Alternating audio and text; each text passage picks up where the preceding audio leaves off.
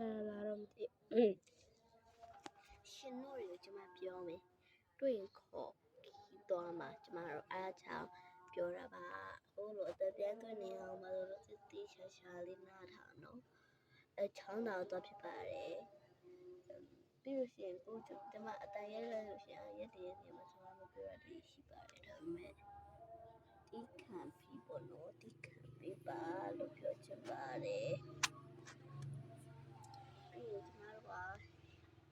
ချောင်းသားတဲ့ဝတ္ထုအရာ30လောက်သွားမှာဖြစ်တဲ့အတွက်2ရက်3ရက်လောက်တော့ကြာမှာပေါ့နော်အောက်သွားနေကြတဲ့လူတွေတို့ပြောပေါ့နော်ရအထိချလေးကိုတော့ကျွန်မတိမှပြောလို့ရတယ်ပဲနဲ့တော့ဒီကျွန်တော်တို့ကြောက်ပိတ်သွားပါပြီခုနအပုတ်ကကျွန်မရိုက်ထားတော့ဆက်နေရည်ရိုက်နေအသားပါမလားတော့အတံပြားသွင်းနေရတော့လုံးဝအဆင်မပြေနေကွာအားကြောင့်ပါပြီးပြောမယ်နော်ရှင်တို့အားမချောင်းတော့ကျွန်မအားမချောင်းတော့ကျွန်မပြောချင်တာတခုရှိတယ်ကျွန်မတွေ့လိုက်လို့ရှိရင်မလို့စိတ်ရဲလို့ဘာဖြစ်လို့ညာဖြစ်လို့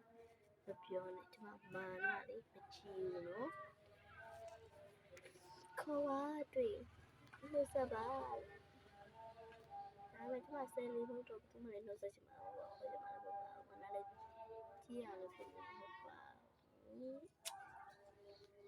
ပါကျွန်မလည်းဖြစ်ပါကျွန်မရဲ့အမျိုးရည်နဲ့ချစ်တာကျွန်မအသက်ပဲအမျိုးရည်နဲ့ပဲအကြောင်းညာနေတာဒါပေမဲ့လည်းပြောစရာရှိတော့ပြောလိုက်ရတာပေါ့နော်ပြောစရာရှိရနေလို့ကြောင်ရလေးရှိရတယ်ပြပြပြရနော်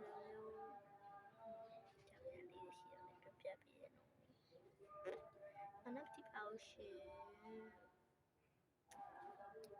လေးတော့တက်မှုရှိကျွန်မတို့6ဖြည့်ရ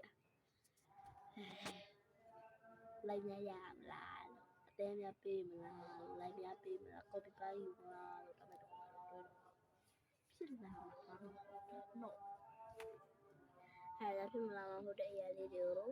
ချုပ်ပြီးတော့မတွေးထားပါနဲ့မဖြစ်နိုင်တာလေးကိုလည်းရင်းနှီးဆောင်စားပြီးတော့သူမချစ်လို့ရှိနေတာကရွေးဆောင်စားပြီးတော့ပြောနေလို့လည်းပြောချင်ပါတယ်ချစ်တယ်နော်ခုဒီမှာစာသားနေတော့ထားတယ်ဘာလို့လဲဆိုတော့ဒီလိုမျိုးနားထောင်လို့ရှိရင်ကွာဖြစ်တော့တိကျကျအတန်းကွာအဲ့လိုကောင်းကောင်းမွန်မွန်လေးဖြစ်သွားအောင်လို့ကိုအသက်သွင်းပေးထားပါတယ်ပြီးတော့ဘိုင်း